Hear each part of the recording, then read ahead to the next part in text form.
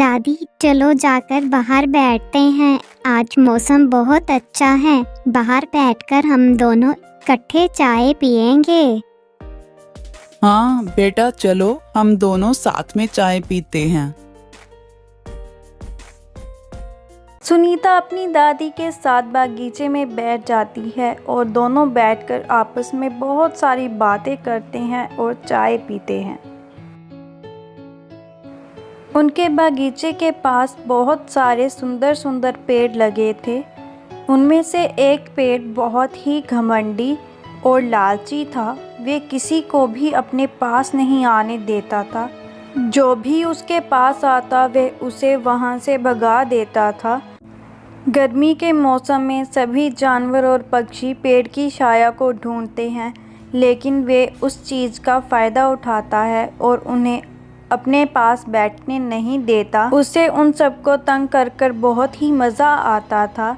लेकिन दूसरी ओर दूसरे पेड़ बहुत ही खुश होते थे जब उनके पास कोई आता था और उन्हें कई कई घंटों तक अपनी छाँव में बिठाकर रखते, जिससे कि सभी जानवर और पक्षी उन पेड़ों से बहुत ही खुश थे।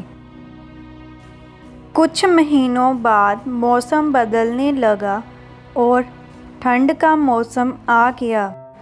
सभी पेड़ों के पास जानवर आते और उनके पास बहुत समय तक बैठे रहते ताकि पेड़ों को गर्मी मिल सके। लेकिन जो पेड़ बहुत ही घमंडी था उसके पास कोई भी नहीं गया, क्योंकि उसने गर्मियों में किसी की भी मदद नहीं की थी। इसलिए अब कोई भी उसकी मदद नहीं करना चाहता था। वे ठंड की वजह से सूखता ही जा रहा था।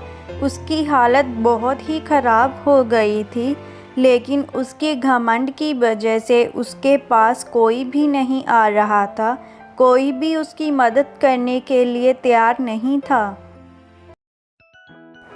एक दिन सुनीता वहाँ से गुज़र रही थी और उसने उस सूखे हुए पेड़ को देखा।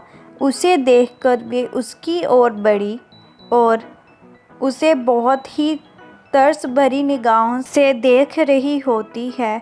वे पेड़ से थोड़ी दूर खड़ी हो जाती है और उसे दया से भरी आँखों से देखती रहती है।